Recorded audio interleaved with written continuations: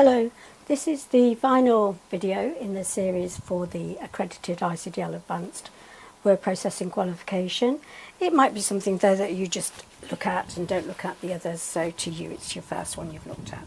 But it's to do with macros, and it's nice and simple and straightforward.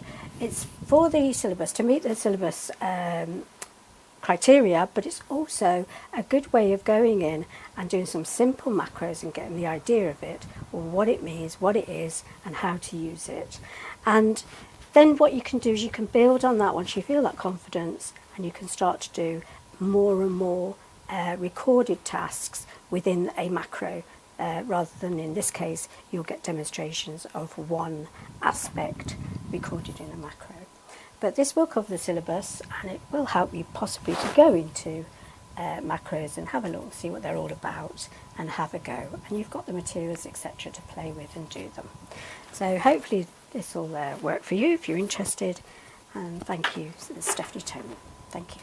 Okay, so we're going to do some macros. Let's open that up. Now the exam is not difficult. The macros are quite straightforward, as you'll see. So nothing to worry about, and I'll point out anything that you need. So notice these are all macro enabled apart from that one there. And we're going to open up the portrait one. We're using the developer tab.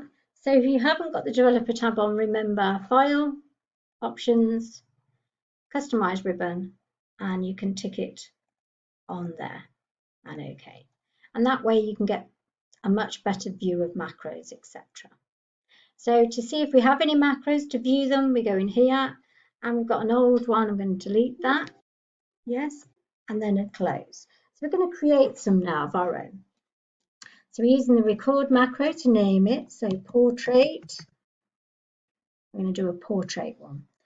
Notice in the exam you may be asked to save or store it in this document only. We're going to keep it in the normal doc, but be very aware of that, it's easily missed. When I OK, the recording can start. You can see it's on my cursor. My stop button is down here, right in the status bar at the bottom, and the stop recording has also changed up here, okay, from macro name, or record macro, I should say. So let's do the job. Go into layout, go into orientation, change it to portrait, give it a second, there it is, and stop. Into developer tab, let's have a look, there it is, so we've actually got it, good. Now let's make one that's landscape. So back to record macro, let's call it landscape. You can see where this is going. Keep it in the normal dot, OK, into layout and onto landscape. Let's run it, stop it, and then back into developer tab. And there you go, we've got it. So let's run the portrait. You can guess what happens. Let's go in, let's run the landscape. There you go, so we've made two. So it's quite straightforward. One of the most common things in the exam is that people are asked to save as macro enabled after they've done it. And what they tend to do is do it while they're still in the macro. So you'll be saving to the Z drive, and you'll be making it macro enabled. Make sure it does go to the Z drive when you change the file save as type, and then you'll be giving it a name if you have to. So be careful, make sure that when you do save, you're actually completed your macro and ended it. Let's have a look at some other ones. Let's close that, not save. And let's open up the no border. So this is quite a common one in the exam, whereby, I'm just going to bring this up a little bit. You have to select something, because before you start the macro, you cannot select things once you're in the macro. You can use all of the features, but you cannot select. So with a table, we're going to do a no borders. You can guess what we're going to do. You select the table first, and in the question they will use the word select. So they're not trying to do you off or anything. So we've selected it. We're going into developer tab, record macro. I'm going to call it no borders. I'm going to store it in this document only. Okay.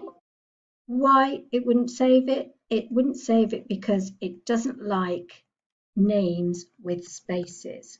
So if I use no borders, I have to use an underscore or put it all together. That's what it didn't like. So be really careful. It's VBA, doesn't like spaces. So now it should go ahead and it's quite happy. I'm going into my Home tab. I know where my borders are. No borders, I click on it, takes place, and I stop the macro. So now you can guess what I'm going to do. Go and have a look. And there it is. Good. If we if we try to open another one, this one, borders, and I click on it, can I run the macro I've just created? Let's have a look. It's not there, and the reason it's not there is because I saved it to that document only. That's why I can't do it. So if you're storing it in the exam, I would expect you to do that for them. But remember, in the real world, if you store it to that document only, you can't use it on another document. Because normally I would be able to use that. So I'm going to record another one. I'm going to do borders. Okay, I'm not storing it anywhere in particular. On the Home tab, I'm going to put some borders on and stop. Okay.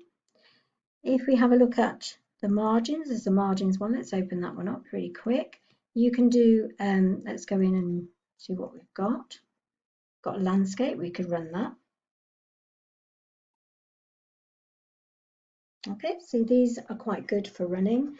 I can do a margin one. So if I went to record a macro, margins, I could do some features in my headers and footers, because I don't want to be doing laborious, boring tasks. I want it to do it for me on the click of a button. So I could have particular margins that I want on this and then stop. And I could apply that then to other documents that I needed. So if I was doing a header and footer, for example, so if I did a developer tab and a macro, let's just record one. So footer. Okay. In exam, I could go into the footer like there, and then I could use date and time. Okay, and this could be part of a macro, document information, file path, and stop. And that would then be within my developer tab, and they're all in there. Also, what you can do, this is not in the test, so don't worry about this. What you can do is you can pop macros onto your quick access toolbar. So if you drop that down and go to more commands, if you drop down this area and go to macros, you can see them all there. These are all the ones that we've just created. You can highlight them, take them over, as you can see. Oh, sorry. I need to do different ones. It would help. There we go. And then I could pick one. Let's say the borders one. I could modify it with a picture. So I could find something that fits it. Like that. I don't know. Crisscross. Got one. This one I could, margins I could do as a smiley face. And then you've got, there's your macros there. There's my border one. If I click on there and I click on border, it's bordered it. If I can't remember what my smiley face was, but there's some other ones that's portrait, obviously, and you hover on them, they'll tell them what they are. So that's macros, nothing too much to worry about, very straightforward. Keep your head, have a look to see where the item is before you start doing it, and don't include saving it as a macro enabled in your recording.